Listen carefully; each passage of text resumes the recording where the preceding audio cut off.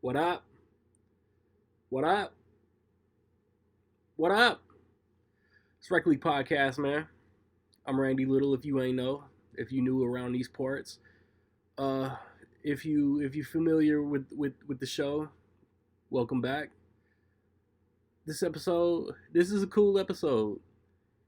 We got well. I was hit up by somebody that I've known practically my whole life. Had an idea for a discussion, and we made it happen. Um, Special guest Eric, Rocket, myself, Nick had cooler plans, and as you can see, like I'm on the back end of something medical, but I'm straight. But with that said, though, if you know me, I'm sorry if you a random listener, viewer, I'm not just like gonna invite anybody on to talk movies. Like I don't know you. I'm sorry. But if you know me and you got an idea for a movie discussion, hit me up. We will make it work because this was very dope and I enjoyed it. Um,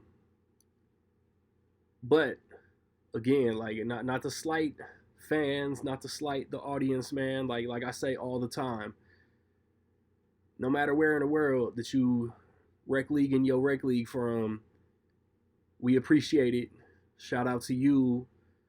Um, like the big conglomerates be talking about the fans are the reason all the time, but we just too low key. Like that's not the case. Like if we got no views, no streams, no listens, no downloads, no ratings, I would still keep making episodes.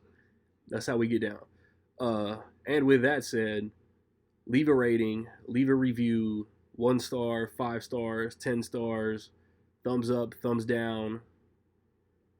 I dig it all. Um, Recently, theatrically, since the last episode, Monkey Man, the Dev Patel starring, written, directed revenge drama came out. Did anything come out on streaming? I really don't remember. This past weekend, Alex Garland dropped Civil War. Both those reviews are on my channel. This upcoming weekend, you got Abigail, which is the Radio Silence directed, which they directed Ready or Not, Scream 2022, and Scream 6. Kind of like vampire action. I'm not in here with y'all in here with me kind of thing, like horror action. The new Guy Ritchie, which is like his like ninth movie in the last 18 months, The Ministry of Ungentlemanly Warfare. I'm chalking this up to basically be his Inglorious Bastards. And then Zack Snyder is putting out Rebel Moon Part 2, The Scar Giver on Netflix.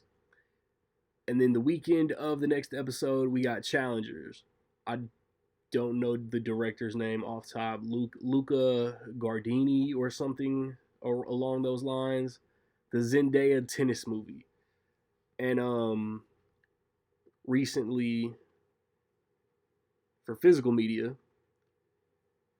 on the 2nd of April, it looks like we got Major League 4K Steelbooks, some MCU 4K Steelbooks, which look to be Walmart exclusive, which look to be Guardians of the Galaxy, the Avengers, Doctor Strange, and Black Panther.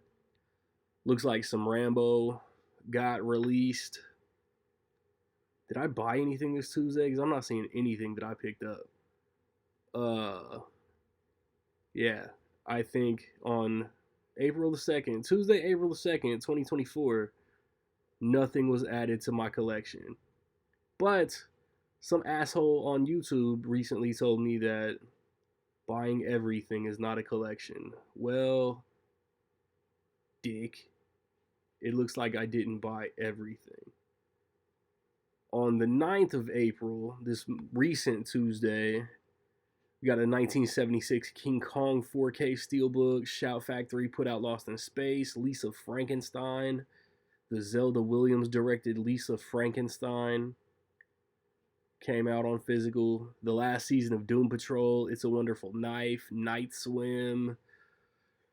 It's looking like that's it. This upcoming Tuesday, which is the 16th? Yes. The 16th of April. Kino Labor is putting out Fletch, and Fletch Lives, but not Confess Fletch. It looks like Star Trek Lower Decks Season 4 is coming on Blue. The Amazon show, Jack Ryan, the final season, is getting 4K, Blu-ray, complete series box set. I got mine. Universal, for whatever fucking reason, Squad makes fun of these type of Universal cash grab sequels all the time. There's a half-baked sequel with no Dave Chappelle involvement. I think though one of that crew is in it, and I want to say it's Harlan Williams.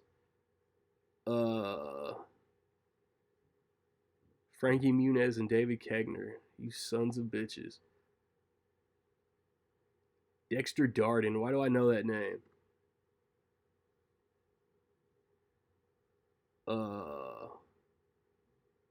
Because he was in the Maze Runner movies. Somebody from the original Half Baked is in it, and I just can't find out who right this second.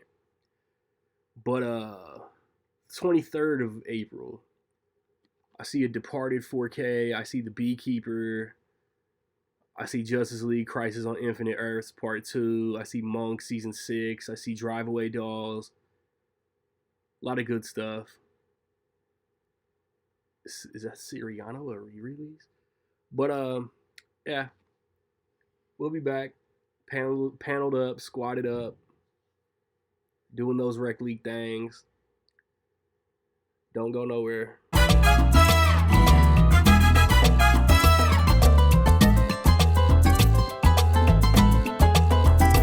All right, we back. You watching, you listening, you know me, you know Eric, you know Rocket. We got a new face, we got a new voice, we got a new guest who has hijacked the podcast. So introduce yourself, explain your idea, and then we'll start our list. Well, I'm Lindsay, and I basically just want to know everyone's top feel-good, if you need a metaphorical hug, what do you watch? Well, let's break it down. Good enough. She's also basically my sister. We grew up together. Old man Lawrence is her blood relative. He was too lame to join us. So I won't start. Like, I don't have like The Exorcist or a history of violence on my list or anything. I'm just dead inside, but I think I have a good list. So Lindsay, you have like a scroll of movies that didn't make it, so start off there and then talk about your number 3. The ones that didn't make it? Yeah, you wanted to shout heavy. Those out. That's heavy. I have like 2 lists. That's fine. I mean, it's your show. And I panicked before this because I realized, holy shit, it's so hard to do. Yeah. So then I basically broke it down to 3 movies that I like, mainly because of all the movies that also came out those same years. So it kind of wrapped up that entire year of movies. Honorable mentions, though, are Overboard, Sandlot, Imagine Me and You, Walk Hard. A Million Ways to Die in the West, though, is probably one of my favorites that have come out in a long time. But I mean, we can get like even more nostalgic, like, you know, basic Stand By Me, League of Their Own, Forrest Gump. But I wasn't sure where we were all kind of going, especially since, Randy, you said Exorcist. Yeah, that was a joke. I messed with you. Kind of wondering where your feel-good movies came from. I messed with you in text like 90 times, and you like never took the bait. I brought up Old Yeller. Nobody's watching Old Yeller to feel good. But also, as a gal that I've never seen loves The sad Exorcist. movies, I was kind of like, oh shit, okay, so we're gonna go down this path too. Oh, see, I've been away from home too long. You don't remember my humor. These jokers would have picked it up. All right, so let's hear everyone else's kind of honorable mentions, I guess. Like let's kind of maybe start there. The ones that didn't make it. Rocket Aladdin. didn't make it. They got Aladdin. Did not make it. It was right there on the verge. Aladdin. You're is one of disgusting.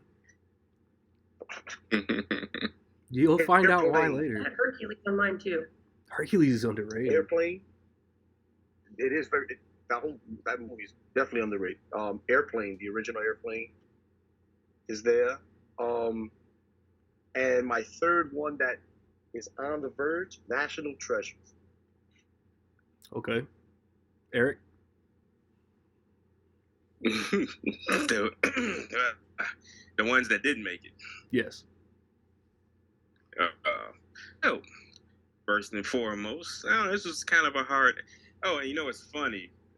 You keep asking me when I'm back with my podcast, Yes, I am. and the very, very last episode I did, I don't know if you can see it. No. You can't see it. You keep blocking that out. Well, anyway, the last episode I did was Feel Good Movies. That was like 2 years ago. That guy that you met, you're keeping tabs on it. It was May 27, 2022. Hey, bro. Yeah, a lot has happened since then. My podcast coaching tree is so- like whittling away. Woo. No, but anyway, the list. You just re-listen So, to that movies episode that to get your didn't shit, make huh? No, I'm not mixed it up a bit. But another Zucker Abrams movie, The Naked Gun. The Scary first Movie one. 4. That's a great. Yeah, that didn't make it. Another movie, which is going to be on the top because I didn't want this list to seem too predictable. Jurassic Park. It's on mine too. Yep. Oh, that's hilarious. Nice shirt. I thought about Jurassic Park myself. Yeah. And the last movie, a movie from the 2000s, probably we got to do that category. One of the best years, best decades in comedies. I'm sorry. The last good decade in comedy. Yeah, and that's fortunately, the last good is Superbad. That's in my top 3. Because So of yeah. that, yeah. So yeah, that's it's a lot of movies. I think the ones actually on the list, there'll be a lot more. All right, Interesting. I got a few that just missed the cut. First off, Mrs. Doubtfire. I could have had a whole list of Robin Williams. Right. Mrs. Doubtfire, dude, he's the GOAT. Ferris Bueller. Classic. Oh. Little stressful, in my opinion. Yeah. Nah, I just it's Ferris, bro. If you put yourself in Ferris' shoes, like he has no worries. I put in Cameron shoes. Why'd you kick the car, dude? Why'd you kick the car? I can see I'm in a that. mess. Why'd you do that? I can see that. And then The Intern, Nancy Meyers directed, Anne Hathaway, Robert De Niro. I don't know. It's just like Nancy Meyers is underrated as far as directing. Like I've said it a million times before. It's like all her movies are just feel good movies. And then when we were doing 5, I had to cut out Remember the Titans, favorite sports movie of all time. And It's a great movie. not because of Eric, but the last movie I had to cut, and it's like audience, you can blame Lindsay, you can blame Rocket because they picked 2, Eric picked 3. At 3, I had Back to the Future. Oh, okay. Dude, I saw that on Broadway in January. Pretty fun. Sounds Great. fun. Anything Back to the Future is fun and feel good. Very good, yeah. So, number 3. It starts with their number 3. I think you, All I right. think you do. Who started? Who started with their honorable mentions? I said, I don't want to start. I don't want to start. So Okay. Oh, Randy is such a gentleman. Ladies have to go first. Rocket.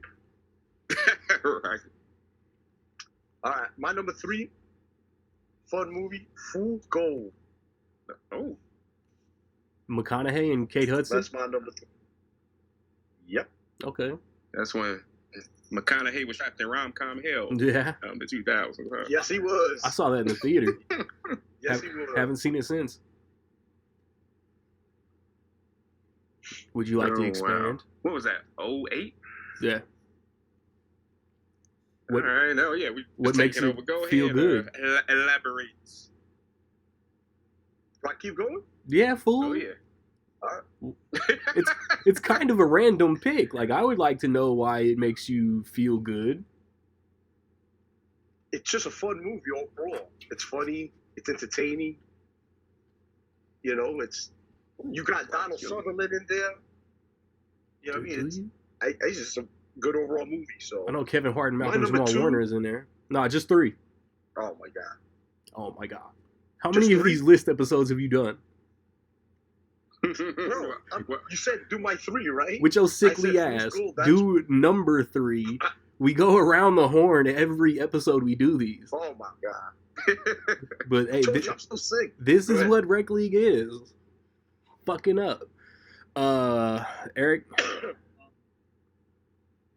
Ooh, this is a movie objectively underrated. This is I know you mad old, Excellent probably going movie. back to the That's- 50s or something. he said, that's funny. No, I'm not Nick. No, but It's not. 1993 movie that's I think extremely underrated rom-com technically.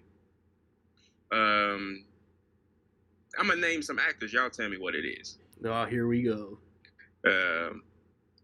Tom Sizemore, Point Break. Elizabeth Shue, Elizabeth Shue in 1993. Kara Sedgwick, The fuck? Alfred Woodard, Robert Downey Jr. Look at that. Y'all don't know what the hell I'm talking about. Chaplin? Y'all would even know the director's name, Ron Underwood. Y'all have heard that name before. I've heard that name before. Mm-hmm. Y'all want a name? Charles Grodin, Beethoven's Third. actor. David Palmer. Oh, that's funny. Okay, so anyway, it's a rom-com fantasy drama called Hearts and Soul. Never heard of it, have y'all? I said I haven't. You go to your local Blockbuster, Eric Sigmund's the only person that's ever rented it. Oh my goodness. Like Randy started the podcast, he has no heart or soul. He's cold inside. Yeah, That's No, right. so Google it. Right. So anyway, the movie is about Robert Downey Jr. When he was a child, he gets assigned literal guard angels who died in a bus crash, Damn. and are Super feel yeah, good. it seemed kind of Hoping a quartet of ghosts fulfill their Yes. lost wishes. the ghosts are Tom Sizemore, Alfred Woodard, Charles Grodin, and Sedgwick, Kara Sedgwick. So not his guardians. And they, yeah. So anyway, they go away when he's young because they're getting him, and they come back when he's dead, not knowing that they have to use him to accomplish something that they didn't when they arrived. And that's where the feel-good part comes in. I won't spoil that for you. It's after 31 years old. 93. Spoiler alert. But y'all haven't heard anything about it, and all these big stars are in it. I remember always seeing the trailer for this because it's a Universal movie. I think with Jurassic Park, which is funny. Sounds like Charles Grodin got So- suckered into that with his Beethoven contract. Oh yeah, that's hilarious, right? Yeah, but I'm just talking shit. I recommend it since none of y'all have freaking heard of it. Sorry, we're not But the yeah, film that's snob number of the 3, panel. isn't it? Hey man, I'm sure a lot of people like Yeah, that movie's stacked. B. King is in the movie, and I won't spoil why, but Obviously, somebody has the rare film blues, roles. duh. Like Carlton in season 6. yeah, but no, but it's extremely feel good, especially at the end of what they do with the characters, and leaves you with a big smile. It's the movie off Amazon, Ray, for like $10. and it's working blind buying. And if you don't like it, I guarantee you'll like it. I'll pay you the money. I'm about to say, you gonna owe me $10 if that movie trash. You'll be giving me 20. But no, that's it. Hearts and Soul, 93. Underrated comedy starring Academy Award winner Robert Downey Jr. Nice. Lindsay, you want to go next? You want to go last? What? You want to go next? You want to go last? It doesn't matter.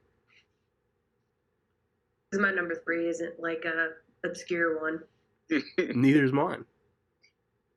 Well, you go first. All right. My number 3 is Rocky. Rocket? Rocky. Rocket ain't no movie. I mean, it's my self-explanatory, it's my right? nickname. Just accomplishing the goal, getting picked for the fight with Apollo, and he lost, but he did it. Yes, but he won the ultimate goal. The ultimate. What's her name? Allison. Yes. Adrian, Allison. fool. No, that's not right. You're killing me. Adrian. No, that. You are killing me. I almost cheated and did Rocky and Rocky just yelled 2. Allison at the top. That'd be funny. Oh man. Because I mean, Rocky 2, he got the rematch because of Apollo's pride, right? But he won. Yep. So, yeah, Rocky. That's classic. Exactly. Super. Anybody who picks Rocky 2 over Rocky is their favorite Rocky. Like, I'm not going to argue because you ain't got the sadness of him losing at the end. Yeah. All right, that's a good number 3. Yeah, Rocky's is classic, like you said. I'm gonna have to put Superbad number 3. Okay. Again, just because one of the opening credits. Like Yes. you gotta love that little like weird montage dancing, like 70s inspired thing. Michael Cera's goofy little dance. Yeah, just that alone, you're just like, damn, I already feel good. Bunch of jokes you can't really make anymore. A lot. Yes, when it comes on TV, they cut out like whole scenes almost. Oh, that's a 20-minute movie if you edit it. Truly it is. And then like all the movies that came out that year too, like again, like it just capped that entire year. I mean, Knocked Up, Blades of Glory, Superbad, Hot Rod. I don't know if you guys ever saw Eagle versus Shark. No. Phenomenal movie. What is it? The Flight of Conchords, dude. Jermaine Clement. Like the New Zealand welcome. I'm sorry. Is it Jermaine Clement? I think that's him. Yeah. Eagle versus Shark. I was just that entire year was just phenomenal. Yeah, and to think Jonah Hill, they admit this now. He was hard set on not wanting Christopher Mintz. Really? Yeah. Did not know that. McLovin. Yeah. There was something he said at the audition he didn't like about him, but he had to warm up to him a lot. He said he hated him. Sounds like it. Interesting. Fogel, take off your vest. You look like a I mean, I feel like that kind of shows, right? Actually, yeah, it does. As I said, like, yeah. That kind of checks out. Yeah, like, a lot of animosity. Why would you just pick one fucking name? Yeah. But like, it's just a packed cast too. Yes. Mm-hmm. Oh, dude, one-liners. Yeah, those trailers though. Those trailers had one of my favorite one-liners that didn't make the movie. McLovin, you sound like a sexy hamburger. Was in the trailers, not in the movie. I was bummed. Not in the movie. Wow, yeah. But the movie was still a 6 out of 5. True. Yeah. So that's my 3 or my number 3. But just the what that movie represented in that time was just so phenomenal. I saw that at least twice in the theater, maybe more. I probably watched that movie at least 3 times a week to now. Like, just cleaning the house, want something to do, something in the background, you already know it. Yeah. I'm back into the entire audio. Like, yeah, it's a great movie. I'm sorry the Coen brothers don't direct the porn I watch. gotta bring something up because I gotta get y'all opinion. A lot of people, like you said, a lot of stuff in that movie couldn't be done today, but somebody decided to pick it apart. And, yes, it could. What's that? I saw this is kind of related, kind of unrelated, but they announced Lionsgate and Paramount announced that they're rebooting Scary Movie, and I saw somebody retweet a Marlon Wayans article that you could do it today. You could do Scary Movies today, but are you trying to offend motherfuckers or are you trying to make motherfuckers laugh? The Wayans brothers was trying to make people laugh. Same with Superbad. You're not trying to offend nobody. You're just trying to be funny. You can't control if people get offended. Yeah. People nowadays are soft. They get offended if you blink at them the wrong way. That's So, a fact. it's like Blazing Saddles. That'll never be remade. No. I love that movie. It should be. So, what I was talking about, somebody made, Seth, that was Jonah Hill's character, correct? Yeah. Mm-hmm. His method of trying to do what he was trying to do gets criticized by some people now. He touched Becca's foot with his dick. No, basically, well, that's not false, but trying to basically get her drunk to score. It was high school. People do dumb shit in high school. I'm not saying it's right. And that was the thank you because that was I think I saw this. Everybody does dumb shit in high school. And somebody responded like name me 10 morally non-corrupted high school students, male or female, that you know when you were in high school,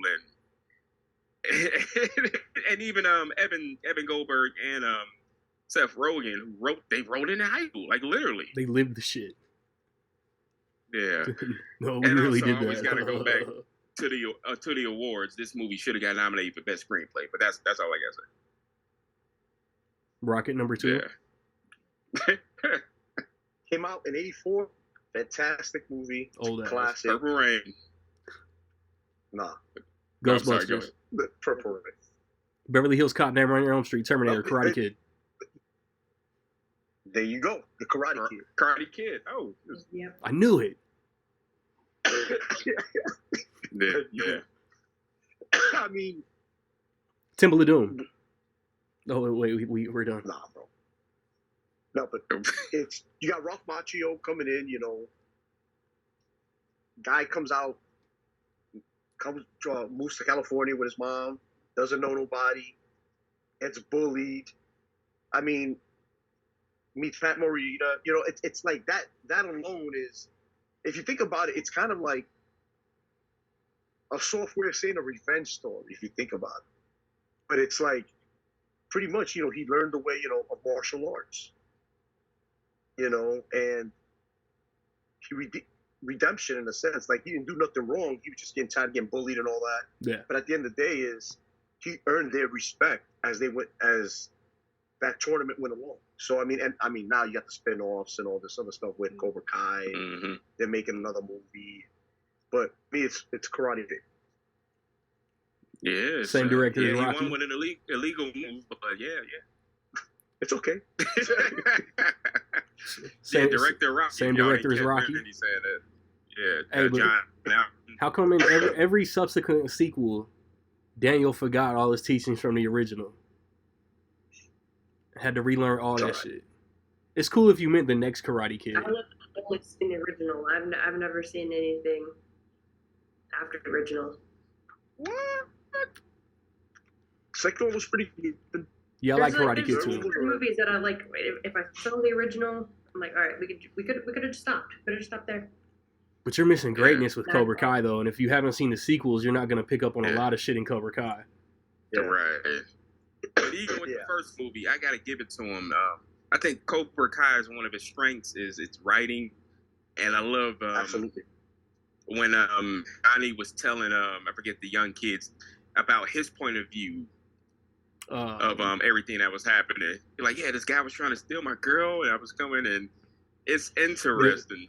They do that that's shit. The best thing about Cobra Kai, Eric. Yeah. It's like we saw it from Ralph Macchio's perspective, like that whole journey. Which, hey, you're new to a different area. You know, you moved from Jersey to California. You're getting Shaking up by the norm. kids and all that. You know, now the way Johnny sees it is you got some outsider coming over trying to hit him on Elizabeth Shue, who's my girlfriend. You know, like, it's just that's what I love about Cobra Kai. It's now from his perspective, how he saw things. Yeah. We like How I Met Your Mother did the Cobra Kai thing before Cobra Kai did, because Barney, Neil Patrick Harris, and How I Met Your Mother was always Team Johnny too. Yeah, that's funny. That's the dude. That's so good. It was an awesome cameo. Hell yeah. Yeah, dude. I considered Karate Kid too. Great pick. Eric, number 2. Yeah. Hilarious. Karate Kid. Another karate sidekicks movie with a karate tournament. Kickboxer. What's that? Bloodsport. No retreat, no surrender. No, say what's the first one you say, Randy? Sidekicks. So, R.I.P. Jonathan Brandis. It's Sidekicks. Mm-hmm. And I know Rocket has it. If y'all don't have this in 4K, Vinegar Syndrome. Right. I have 2 4Ks in my collection against my will. Against your will? What are they? True Lies in the Abyss, fool. Oh, what happened to Aliens? Aliens. I already had it on Blu-ray, bro. Oh man, I got Blu-ray. I upgraded. I'm good. But Sidekicks, that's the I haven't thought about Sidekicks in a long time. I honestly thought about that movie. Yeah, it's a good movie. I recently posted it. I probably saw it once when I was like 8 years old. From it. Really? You got to rewatch it, dude. Trust me, it holds up. Yeah, for sure. And once again, it's similar to the Karate Kid. It's about a kid who's getting bullied, but one of the main themes in this movie is he daydreams a lot, and his hero is Chuck Norris. And they recruit some of the famous Chuck Norris movies, and basically, and he's getting bullied by the guy who knows karate. Sounds familiar, right? And he gets mentored by an Asian master. Sounds familiar. But the villain, well, yeah, he's technically the villain. Is Joe Piscopo. Piscopo, yeah, that's great. That's great. Hilarious. Bless you. And Joe Piscopo. That's good, Dave. That's good. They fight. Chuck Norris and Joe Piscopo have a fight, which is a really decent fight. It's mostly comedy, for laughs, but it's pretty good. And it's just a kid getting to meet his hero, Chuck Norris. And this is before the Chuck Norris facts, which we all know about. And it's a family affair. It was directed by Chuck Norris' brother. I don't know if y'all know that. Aaron Norris. Yeah. I knew that. Mm-hmm. Also, but yeah, I forgot that kid died super young too. Yeah. Oh yeah, Jonathan Brandis. I just knew him from the It miniseries. I knew he was in Sidekicks, but It was like the main thing I saw him in. Yeah. I think one of the last things he did was underrated movie. I think it was Ride with the Devil or something. It was with Tobey Maguire. Right, he passed in like the early 2000s, didn't he? If I believe so. If not, 2007, 2003. 2003. Yeah, it was a little bit. He just supposedly a lot of people he was getting depressed. He tried out for adult Anakin, didn't get it, and yeah, just a sad story, but it's good. The movie that's not his fault though. George Lucas was wild because Leo, Paul Walker, there were a gang of good actors that tried out for adult Anakin. Yeah, he wanted an unknown, so that's the he got it. You watch Jingle All the Way to pick young Anakin too. Yeah, that's man. Don't get started on Jake Lloyd. How jacked up his life got. Oh, but anyway, this is a feel good movie. Sidekicks. Sidekicks. 1992. Pick up the 4K, Randy. Hard pass. After zero consideration against prejudice against good quality movies. Blu-rays are good quality. I'm cool. Yeah, that's true. My number 2 is a movie that Rocket disrespected about 10, 15 minutes ago. Oh no. But you also the reason why it's on this list. So it balances out. That's Aladdin. I had to have some Robin Williams. And he makes this movie. This movie's a classic. Beautiful animation. Story. It's fun as fuck. But Robin Williams as a genie is the most memorable aspect of this movie. All the songs, all the impressions.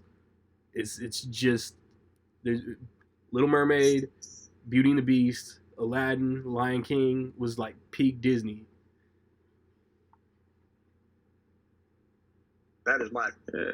If you go classic Disney or the Disney Renaissance, that is my favorite Disney movie. After the Lion King, of course. If we go Pixar, it's Ratatouille. Word. There's so many Disney movies though. Yeah. But Robin Williams, yes, but his whole when he's introduced as a character, it's phenomenal. Yes. I can't bring people back from the dead. I don't like doing it. Bro, you Good Morning Vietnam, Dead Poet Society, like I said, Mrs. Doubtfire. There's What Dreams May Come. Yes, there's so many Robin Williams movies. I told you my whole list could have been Robin Williams. Truly. I have 9 on here that could have been Robin Williams. Maybe that's a show we do later on down the road. Just all Robin Williams. Robin Williams. Yeah. I would edit a 6-hour podcast dedicated to Robin Williams. And the funny thing is, I remember watching reruns of Mork and Mindy. Because you're old as fuck. That's what I remember watching reruns of. And the next thing I know, they go Randy with it. I'm hiding underneath the dining room table at midnight watching him do stand-up on HBO, cursing like a mother at him. Yeah. You know what I mean? And it's it's just... You tell me this. That was phenomenal. Don't answer, Rocket. I think you might know it. For everybody else, Mork and Mindy is a spinoff of what, though? Happy Days. Oh, look at the big brain on Brett. Oh. I really thought you wouldn't know that. How the hell do you know this? Either Fonzie was on Mork and Mindy or Mork was on Happy Days. I don't remember. Yeah, Mork was on Happy Days and an acid trip or something. I forgot who. It was something like that. Robin Williams stand-up was one of the only times I've ever seen my mom lose her shit. Yeah. My mom is very much I don't like comedy. I would have loved to witness that. Yeah. You watch Robin Williams stand up, and I've never seen that woman laugh that much in my entire life. And that's something I want to ask you. I forget. It's 2 hours that I was not in Cherry Lake. How'd I not get to see that? Which one? I used to live at her house when I was a kid. I'm saying, I think it was the vacation she had from you. Likely. That tracks. Yeah, that's rough. Yeah, but I have to search this again. I forget. It was a stand-up. I forget which one it was or some special. Robin Williams. He was in the middle of, or just finished a joke, and he got serious for a second, and he was just started talking to the audience. He was he just started asking, "How are y'all doing? Is everybody all right?" You're if you're not feeling good, to talk to somebody, and he just did that little thing in the middle and went back to his act. I forget which one it was. That is Didn't he have one on HBO? Well, I think it's got to be one of those. Was it one with I can't remember what it's called. Because he used to do one a yearly one with it was him, Billy Crystal. It's about comic relief. That was it something like that? One of those. It was probably one of those. It's got to be. Yeah. He was they did 5 of those. Yeah, he was the GOAT, man. Every movie he was on, he would make sure a homeless person got a job on that movie. He's the best. Yeah, that's how I heard that. Also, one of his greatest roles, I think, is in Insomnia. Yeah. Oh yeah, the dramatic dark role. Yes. Yeah. Shout out Christopher Nolan. That's a great movie. Directed by Academy Award winner. Directed by Academy Award winner. I would kill him. I heard about Insomnia too. Holy shit. Mm-hmm. Yeah, he was just. He had that early 2000 stretch of a bunch of dark shit. 1 Hour Photo, Death to Smoochie. 1 Hour Photo, yeah. Mm-hmm. That movie was weird as hell. Fuck yeah. But And even though it was a dark comedy, but it was definitely put the dark comedy of Death to Smoochie. I literally just said that. That's a good one too. Yeah. Go crazy. I think that's pretty much all he did, right? Towards the end. Yeah. Just dark comedies and just voiceovers for things, right? Yeah, it's true. I forget the name of the movie he did. It was real good, but disturbing. He had a son who accidentally. Father of the Year. Yes. Have you seen that? I haven't seen that one. It's 68 movie. Yes, that movie was good, but. Hey, Randy, let me ask you this. Eric, you might know this. Lindsay, you might know this. Do you know why Robin Williams did Aladdin? The money. Wasn't about money. I don't know. I don't know if I know why he got hired. I know that he, refused to let Disney use his outtakes and shit. Mm-hmm.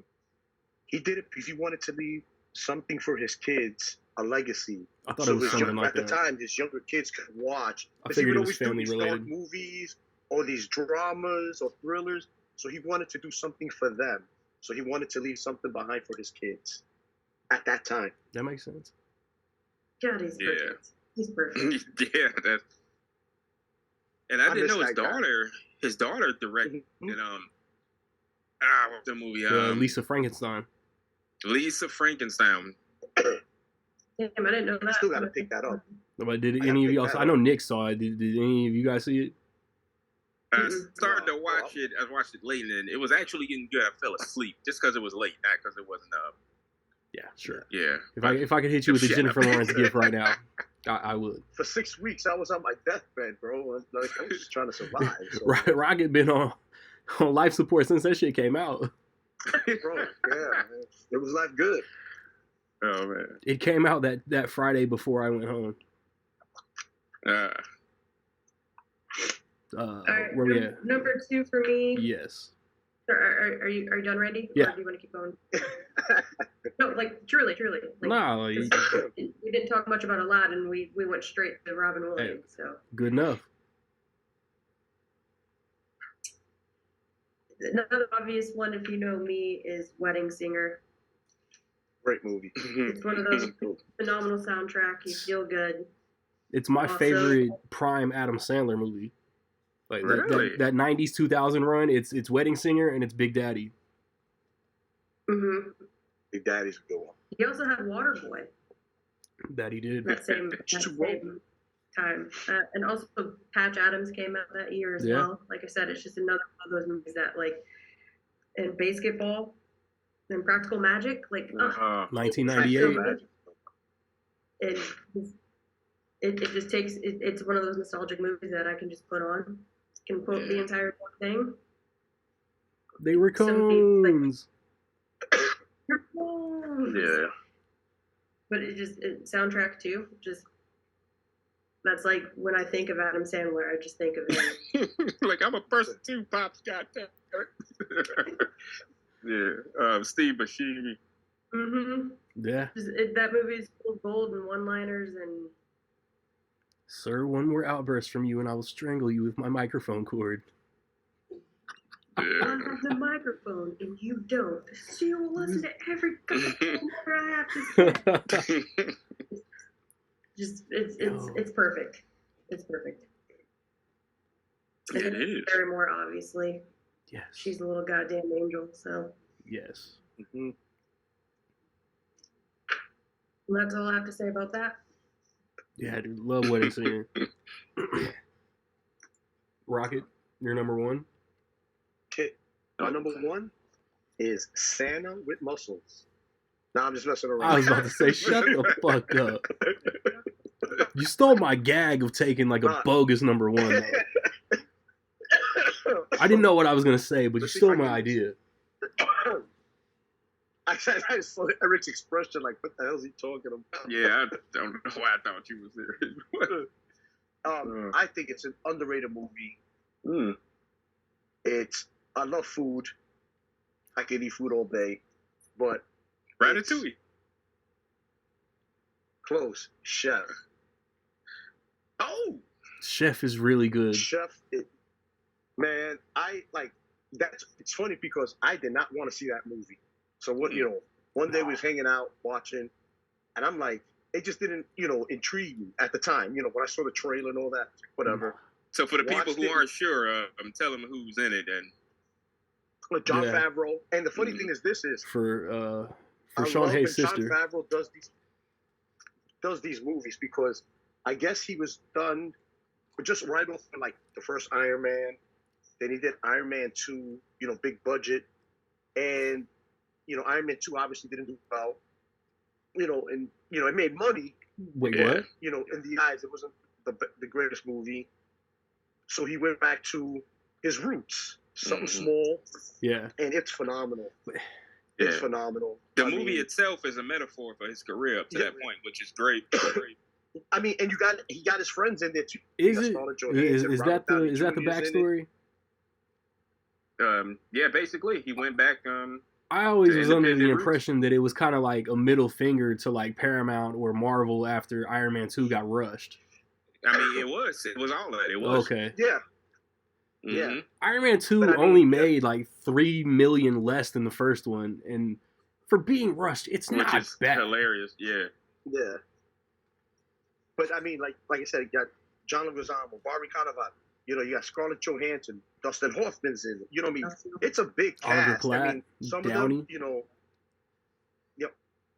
Oliver Platt. I love Oliver Platt. I miss him in being in movies. You know what I mean? So it's like, it's a lot of big names, the little small cameos or little spots here and there. But what I love is the story is, Chef is great. Here's a guy was working at a huge restaurant, was a main guy, doesn't want to do that, starts a food truck.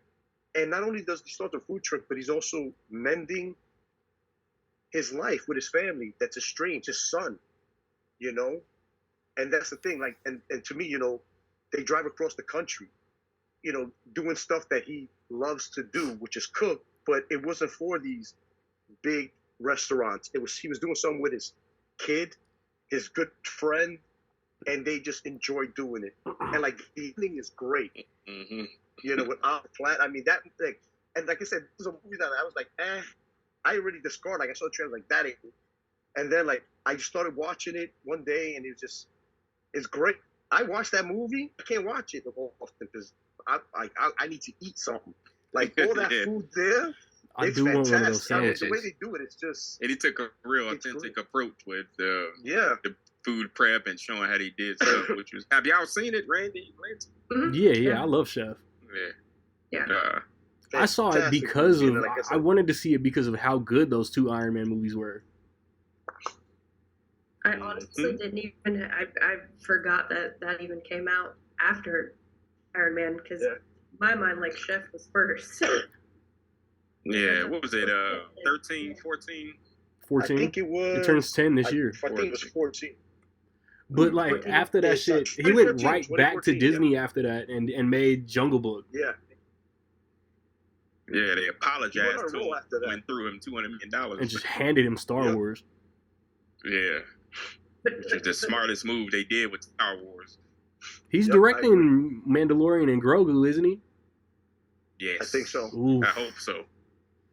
Or Filoni. Let's go.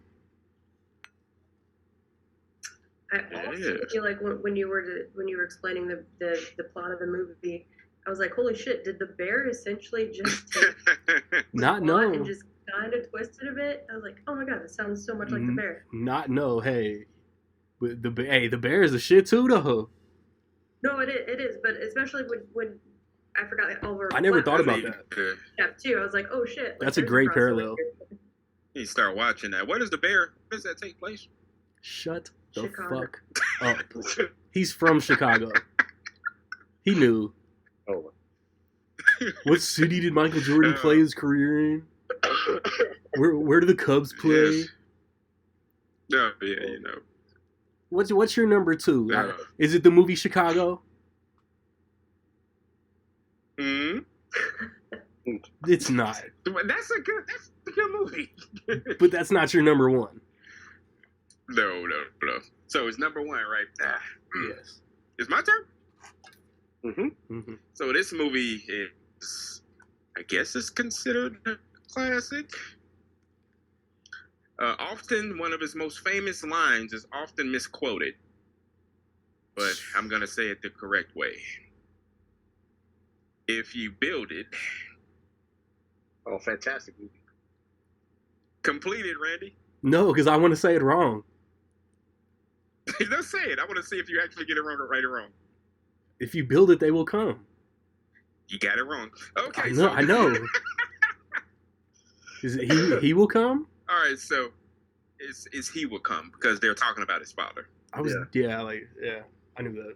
If you build it, he will come. Stupid. And there's another like non-controversy about it. People are fighting over who the voice really is, and the director is having fun with it, having people talk about it. It's Shoeless Joe. It's Ray.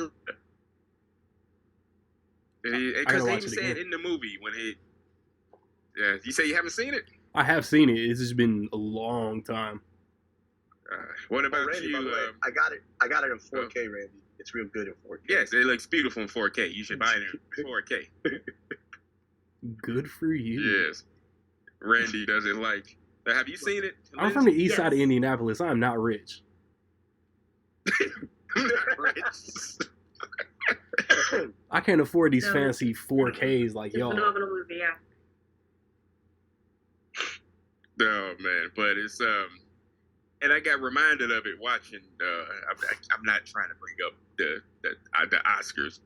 I forget the comedian. He was presenting an award, and he brought up the whole plot to the movie. We got to go back to it. John Mulaney. Shot in the dark. And I don't know if you haven't seen it. It's probably the funniest presenter of the whole show. Oh, but easily. Anyway, back to the movie.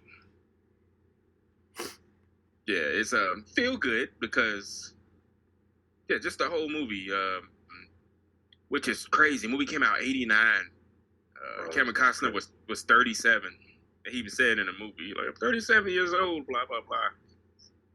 But now he hears the voice and he builds the field, and the ghosts come, and Darth Vader's in the movie. James Earl Jones. Oh my God, that's good. And it goes into the movies and ghost movies. Like, that's his thing. Well, yeah, that's what. But that's a great movie because, especially for me, is because of the ending. Oh, I love that ending. Yeah, that's one of the greatest endings in any movie. But if y'all don't remember it, yeah, definitely watch it. But that's great pick. Great movie. I Always forget about that one too. I'm writing so many of these down. Like, goddamn, I have to revisit so many goddamn movies. All right, so I'm gonna save this first part so we don't have like a second clip that's only like 5 minutes long. All right, so my number one is my kung fu karate entry into this episode. The original 1990 Teenage Mutant Ninja Turtles. Okay, man. Full on nostalgia. It's as much as great and fun as Mutant Mayhem was last year. This is still the most accurate. Got 30 seconds. Right? This is still the most accurate to the comics Ninja Turtle movie. It's everything just like Batman Returns that pissed off parents. Quotables, humor, action, drama, bro. When Raphael screams after Splinter gets taken, dude, tears every time. It hits you every time. The old man hitting the cane on the grate, like, I've loved that movie ever since I was 4 years old. Dude, Raphael has so many great lines in that movie. Just to this day, I still quote it randomly. I'll just be in a normal conversation, and I'll just quote Raphael from that movie. I mean, come on. What makes you guys think you can beat me? Good answer. And y'all keep mentioning Raphael. Shout out to what is the actor's Josh name? Pace. Boy, is it Josh Pace? Yes, sir. Josh Pace. However you say it. So he was one of the few he did the voice, and he was actually in the suit. And he was in the suit, not doing the martial arts. He was in the suit, just walking around. And he was in the taxi when Raphael did a flip over the hood. Yeah, what the hell was that? That's Josh. He looked like a big turtle in a Which trench is- coat. You going to LaGuardia, right? Which is hilarious. Hey, but who was it? Was it Michelangelo or Donatello that was the Domino's guy? Who was it? I don't know. Like I know all of them like actually had cameos. Sam Rockwell was in that shit. Elias Koteas. Cast was money. Sam Rockwell, no, early. But going back, I'll forever love that movie. Yeah, never pay full price. You pay full price for a late pizza. Yeah, but I gotta go. Another memory, blessing, is right back to Raphael. Everything going back to Raphael. So the person who did the martial arts in the suit, he's cool but rude. He was the only who. He was the only American who was a martial arts double in the first movie. No, I actually, I guess that's not true. But Ken Scott. Ken Scott played Raphael. He's the martial arts double for Raphael. And I met him when I was in high school at a martial arts seminar. And he's probably the nicest dude. And he would star in another movie with Billy Blanks. I forget the name of it, but it was a Karate Kid ripoff. Billy Blanks was a janitor. Like sidekicks. Oh my God. And he was a kid getting what'd you say, Lizzie? Oh, I didn't say anything. Sorry. No, I thought you said so. But no, it's and he has a book out about writing about his Ninja Turtle experience. You look that up on I think Amazon. I got it around here somewhere. But yeah, Ken Scott, he's a cool dude. Awesome martial artist. Campfire scene. The ending. Yeah. But man, Where's this thing, Splinter? the Randy, as you know this movie probably as well as I do. Shredder's first scene, his introduction when he makes his speech. Dun dun dun. When I was like 4, I don't know why. when he was coming down the What's cut that? in that shadow, when I was like a really like 4-year-old small child, that shit used to scare the shit out of me. It was creepy as fuck. Yeah, no, it was but I don't know why that scene after he makes the speech, he has a fight scene and they cut it. Have you seen that footage? You probably send it to me in the 10 years we've been talking. And the actual movie, I think the way they edited it, if you look in the background when he's making his speech, you see a couple of guys like beat up and rubbing their wounds. And that's because he beat him up. He had just beat him up, but they cut it. And I'm always intrigued to see like a clean version of that footage. Just like that scene does its job, like establishing Shredder and his power and all of that. But just to see how easily he could whoop somebody's ass would have made it more effective. Yeah, I don't know why, and that's another thing. It was an independent movie, New Line Cinema distributed, but it was actually independently made, mostly from Golden Harvest, which is a Hong Kong production company, which is why the movie was so gritty and raw. Because the contrast from the first to the second movie is jarring. I was about to say though, like I love Secret of the Ooze as much too. Just like Rocky and Rocky 2, I could have went Turtles and Secret of the Ooze as like a 2-movie double pick. Cause maybe they don't use their weapons in Secret of the Ooze. I still enjoy it. Yeah. Yeah, but part 1 was tough, and you got it's really. The Foot Clan when Secret he was talking to Ooze April is in so the fun. subways, like put his hand up, I deliver you a message, and Shut slaps her. Shut it. Stuff like that. You don't think about that. But I tell you this, I got such vivid memories. I went to go see. I was 9 years old in 1990. What up, Randy? Old ass. I remember going to see Ninja Turtles. And they showed a trailer for this alien movie called Space Invaders. I don't know if y'all remember that movie. Look at Randy. Look up the 1990 movie called Space Invaders. It's goofy, forgotten about movie. I'll stick with Suburban Commando. No. But yeah, Ninja Turtles it's a 5-star classic. It's For sure. and R.I.P. The fight choreographer for that movie is the referee from Karate Kid. No way. Yeah. The red shirt, the referee. I'm sorry for getting his name. He was in all 3 of the Karate Kid movies, and he was in Enter the Dragon. He's been around, and his fight choreography is more so Hong Kong style based than anything we've seen, and we'll see probably up into the Matrix years later. But yeah, as you can see, as much as Randy, I really like that movie. It's classic. Yeah. I'm sorry, Pat E. Johnson. That's his name. It came to me. He was the fight choreographer and referee. Came to you on Wikipedia. Hmm. It came to you on Wikipedia. No, I promise you I didn't get up. I was actually I believe it. Still the Ken Scott page. I'm trying to see Space Invaders looking ass. I ain't doubting your knowledge. But look up that trailer, the Space Invaders. It scared me as a kid. I thought they were so creepy looking. So I was like, no, they look jacked up still, even as an adult. Very, very terrifying. And they had one alien had a voice like Jack Nicholson for some reason. I don't know why I remember that. Yeah, look it up, you'll see.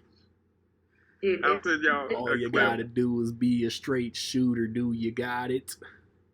Yeah. But seriously, that's it. And one more thing, you gotta give a shout out to the April O'Neil actress. What's her name? No, Judith Hogue is not my April. From the original one, right? Did you know Judith Hogue? Paige Turco is my April. So because the first movie was an independent production, it wasn't union, and a lot of the stunt performers weren't treated the best. And she actually spoke up for them. And that's the reason she's not in the sequels. That's a fact. Judith Hogue, was she in the Halloween Town movies? Yes. Yeah, she's that's the her. mom. She's the mom. Mm-hmm. Yeah. But credit Eric, to her, because what's up? What do you be watching? Space Invaders? What the hell is this? You never heard of it? You know what he's talking about. You old too. Bro, I didn't even heard of this damn movie. Yeah, I heard remember of the video game Space Invaders. Yeah, that's what I thought he was talking about. Theaters. The original trash video game movie. Yeah. Oh, wow. Space. But yeah, that's I don't know. But yeah, it's a feel good movie. That's the movie that made me want to learn martial arts. Teenage Mutant Ninja Turtles. Yo, oh man. And the scene that did it was the nunchuck scene. Like, when I was growing up, like before I met Lindsay and her family, my aunt got me into Taekwondo. But I remember, like, my grandma used to live on Prospect, like in the cut in downtown, and it wasn't East Street. I don't remember the street, but it was going like toward Greenwood and shit. And there was like a karate studio. Like if you're going toward Greenwood, it was on the driver's side. And there was a dude in like a Michelangelo suit that used to like stand out there and like jump around and shit. And I'll never forget that. Yeah, no, it's memories. So we could talk about Ninja Turtles for 2 more hours. So Lindsay, what's your number 1? Oh yeah, we just take it up. I'm sorry. I'm right there. Yeah, that movie's phenomenal. It's Ninja Turtles 2. Another obvious one for me, if you know me, Tommy Boy. Yes. Oh.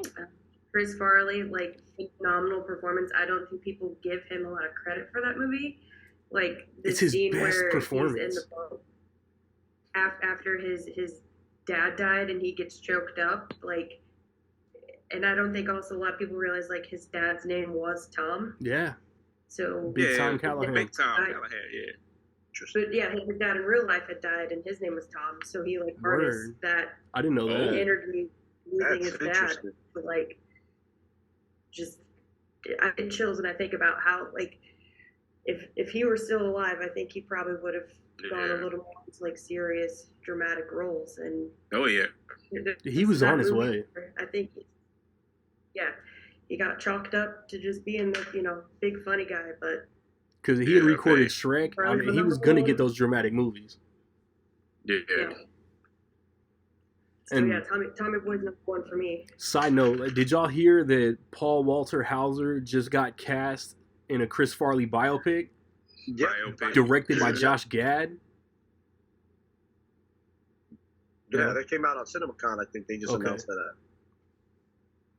I don't know if I'm thrilled about Lindsay, it. Like, have you it's Farley, so I want to do see you it. know about speaking of podcasts, because we're on one, Fly on the Wall. Mm-mm.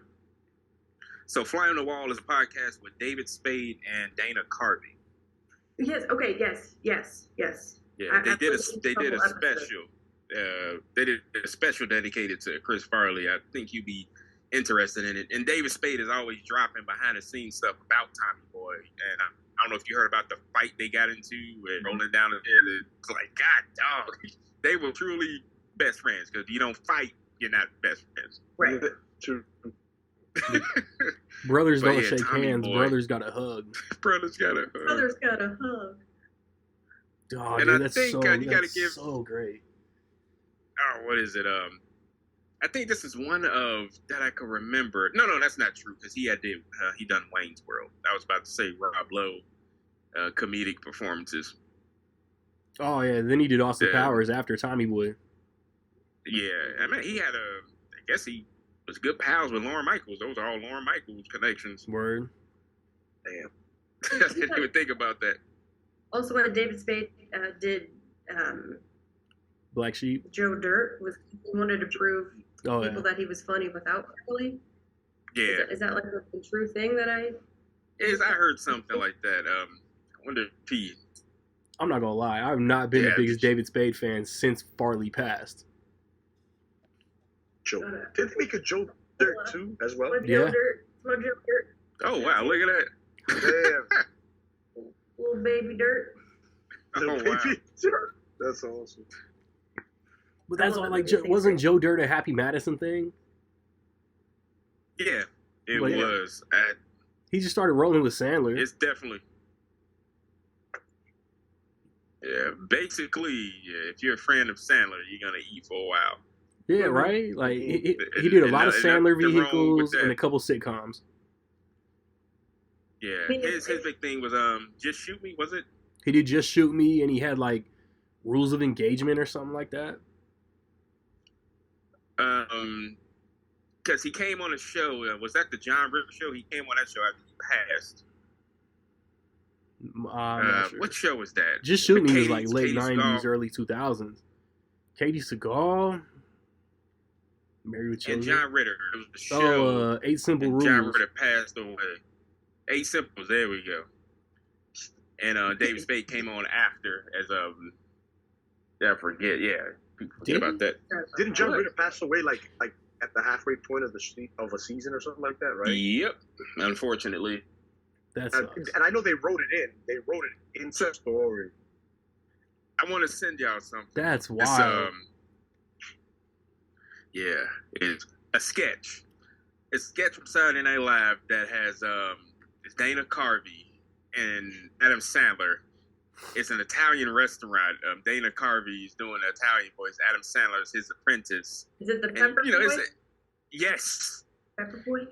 And you see when they go to Chris Farley's table, like, thank you.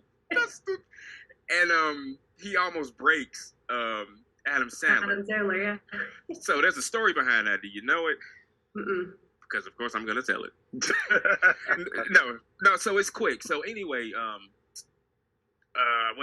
Chris Farley was filming Tommy Boy, and Lauren Michaels wanted him to fly from L.A. all the way to New York just to do that sketch. And Fuck Chris Farley that. was angry. So he tried to sabotage the sketch. He wasn't supposed to talk like that. He was supposed to be just a regular That's character. And also, we don't see it, but he's looking at Adam Sandler cross-eyed, he's trying to make both of them break because he was being stubborn. But knowing that and watching that back, I'm going to send y'all the sketch. It's even more hilarious. Yeah, that's pretty good. I don't say. I'm gonna need that. I'm gonna need that for sure. Yeah. And Dana Carvey tells that story. And watch it again, you can even hear Dana Carvey in the Italian voice. He's like, don't break. He's talking to Adam Sandler. when you watch it back. Yeah, good. All right. I have to rewatch that skit. Tommy Boy. Was Tommy Boy in 95. 96? Black Sheep was 95. 96. Because I had my list too. Heavyweights came out that year. Major Payne, Billy Madison. Yeah. Tommy Boy was like 6 weeks after Billy Madison. Heavyweights, another movie they couldn't be made today. Nope. Yeah. Yeah. I still love that movie too. I saw that in theaters. Oh, that's my movie. Because isn't that where he got his character for Dodgeball? He kind of basically. So, yeah. kind of created what's his name? Oh. In Dodgeball. Oh, White Goodman. White Goodman. There you go. Yeah, Heavyweights, future SNL, and Kenan Thompson. Mm-hmm. Yeah, Red also came out that year. Vampire in Brooklyn came out that year. God, no. You know what? On the rewatch, I don't think so much that it's terrible. It just has an identity crisis. Yeah. I moved to Minnesota because I saw that movie. You went from Brooklyn. Oh, that's hilarious. I mean, because it's a really bad. I mean, a Wes Craven movie written by Eddie Murphy and Charlie Murphy. Like, okay. It's so wild that that's Wes Craven's buffer in between New Nightmare and Scream. Yeah, that's great. Yeah, Damn, that's insane. It is. That's a good trivia question right there.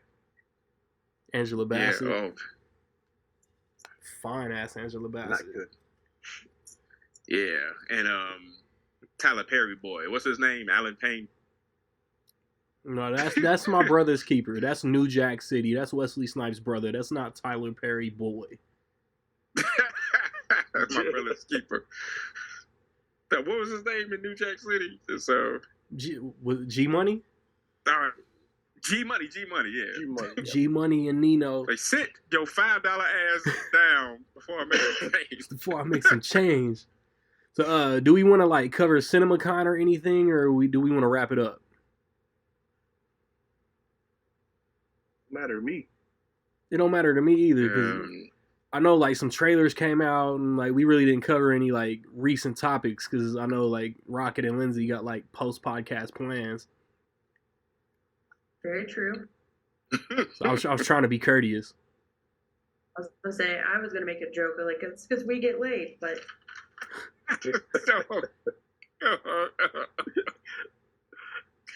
oh, that joke hit me the hardest, but and also I don't really know anything new right now. I've been so far out of movies that I don't know anything that's current. The Joker trailer came out, fire. Mm-hmm. Like does anybody know how to pronounce the subtitle? I'm just gonna go. I'm gonna be the normie in October. Can I get one for Joker 2? Joker 2. Hell yeah! There we go. Joker and the French words.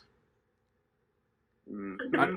I know it's like they bit Hot Shots with the do. Hot Shots Part 2. Can I get Joker and the French word for 2? Like Paramount's doing the last Ronin R-rated Turtles movie. I can't wait for that. Right, like they're like I said, they're rebooting Scary Movie.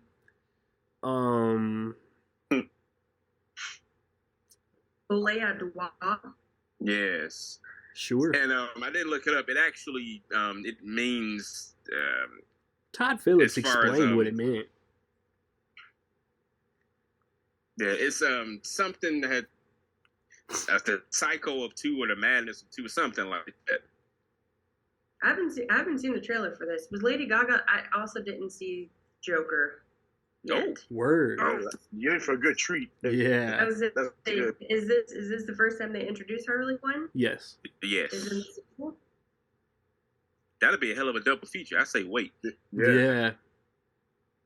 Kind of jealous. Yeah, that'd be what I do. Is just watch one and go right into the other. Kind of jealous. Mm-hmm. Yeah. I like saw all these headlines all week, and now I'm blanking. Now that I'm on camera.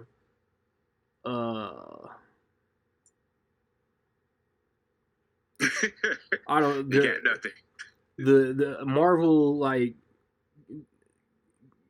said stuff about Deadpool and Thunderbolts and Fantastic Four and Brave New World.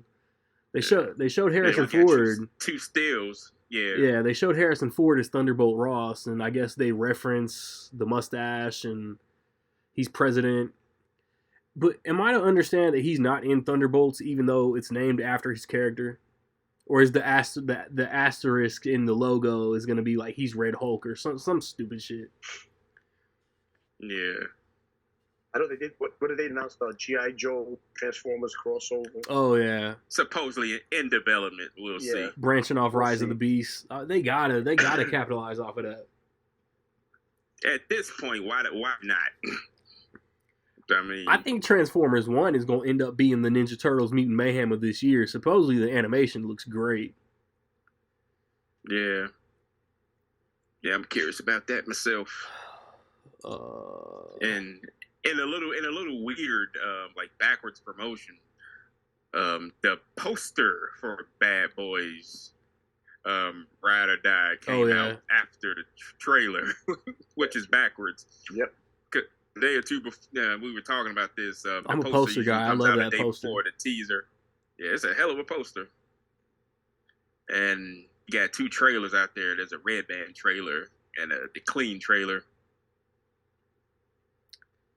But yeah, we'll see. Yeah. Can't wait for that. Bad Boys is also on my 1995 list. There you go. Oh yeah, Bad Boys. Friday. I wanna be like Mike. Pow. Rewatch that. I mean, Lionsgate pushed The Crow back to August after we talked about it in the second quarter preview. Assholes. Yeah. The Maxine trailer. I want to see. The Maxine trailer. Oh yeah. What do we think? The Ty West. I love it. This is pretty dope. I saw it before Civil War yesterday. Yeah. Kevin Bacon's in it. Yep. Kevin Bacon, Lily Collins, Michelle Monaghan. Yeah, Giancarlo Esposito always seems to be working. Yeah, that dude is in everything. He's in The Gentleman's Show. He's in the dude. Yeah. Hopefully we get a Magneto.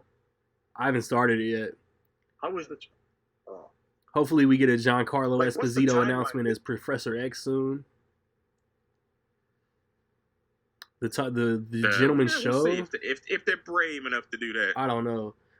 I think the fan cast is Giancarlo as Professor X and Denzel as Magneto, but yeah, like I want that, but I don't think Feige will do it. Nah, and Denzel wouldn't do it. He should. I don't think he'd do it. That'd be fire. He's just the last person you'd expect in a comic book movie. Like he was almost Kurt Russell in the Fast and Furious movies. All I can think of his cadence. Like just trying to picture his cadence as Magneto. Kind of interesting, right? Yeah, that would be hilarious. Are you trying to tell me you're gonna come in here and do that? Like I guarantee you, this won't happen. Yeah. Don't bullshit me, Logan. Just with the maroon helmet and the maroon cape. Logan, you know you ain't doing nothing with me. I'll twist your metal skeleton up. I just don't know how his cadence is gonna go. My man. Yeah, just my man at the end of everything. For sure. I feel like there's something huge that I'm not addressing, and I just can't think of it. As soon as you sign off. As soon as we wrap up, I'll get in the group chat. Oh shit. They're doing the remake of The Running Man with Glenn Powell. That was announced. That could be good.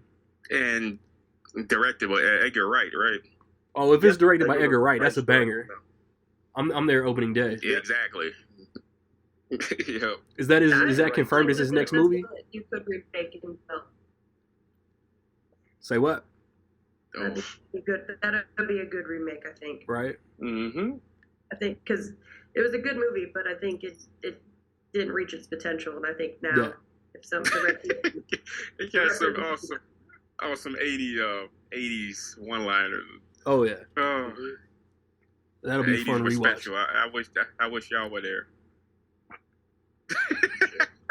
That'll be a fun rewatch. I'm trying to think of what was announced though. Yeah. Yeah, it's a bunch of stuff, but I just I can't pull up Safari because it'll cut into the screen grab, so I don't have the internet available.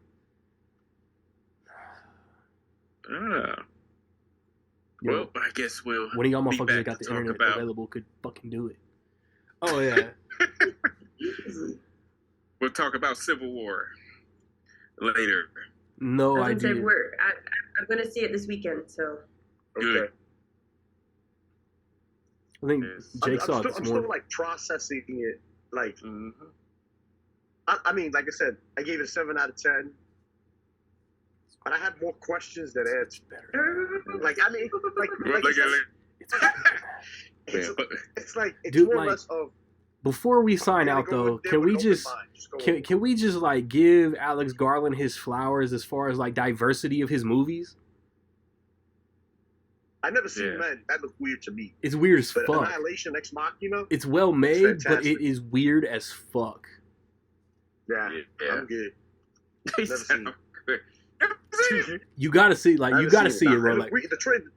if you like Ex Machina, you like Once- Annihilation, you like Civil War, like, you gotta see Men just to see all his shit. All of it. And I guess this is like his last movie he's gonna do, and I'm really. Well, supposedly he's burnt out. We'll see how he feels in a couple of months. Come on, it's Yeah. he's Ex he's Machina, Michael or as Jordan going to everybody play was baseball. calling it. There you go. That's a good way. He's to put Michael it. Jordan going to play baseball. Some studio A24 will be like, "Hey, bro, name your price. Here's a blank check. Make us a movie." Yeah. And Civil War is the most expensive A24 movie to date at $50 million budget, which is crazy. That's their most expensive movie. Ooh, I'm curious to see if it makes back. What? I'll be honest with you. I know the hype around the movie and all that. What people are saying. I still think Dune, as of now, is Best Picture. Yeah, Ooh. I have Civil War #2. And like I said, I'm digesting it. I don't know if I gotta see it again, but It's so heavy. like they're not hot takes, but it's like No see why the spoilers, no hype- spoilers, no like, spoilers. I agree with you and Randy. I'm not gonna say that. I see why people really like it, and why people may not like it. Like you could go both ways. I get that. Yeah. It's your But I choice. don't know. After all those years, I think Civil War still holds up. I think it's one of Robert Downey Jr.'s best performances in the MCU. Yeah, we gonna end on that, and I'm gonna be back to wrap up this episode. It is Regularly Oh, man. Podcast, if you ain't know. Hey, yo, I'm all about that action, and I'm uber fucking violent. You can't get to the point no matter what Uber that you riding. Nobody buying what you selling because your influence is weak. Sarcasm and shit talk is a language that I fluently speak. Chicks looking like Snoop from The Wire and dudes like Ruby Road. All you motherfuckers lucky I got no access to studio. Motherfuckers out here say I'm not nice, clearly smoking crack. Anytime I spit, I got them jumping like Jehoshaphat. Hit y'all with these flames about every other week. A master of this game like I'm Paul Levique. Separated senior airman, but I move like a general. You lames is taking fake it till you make it.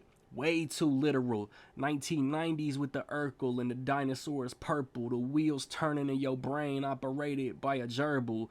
Do it big in this bitch, opposite of my last name. Going out with a bang, Kobe dropping 60 in his last game. And chill until the next episode.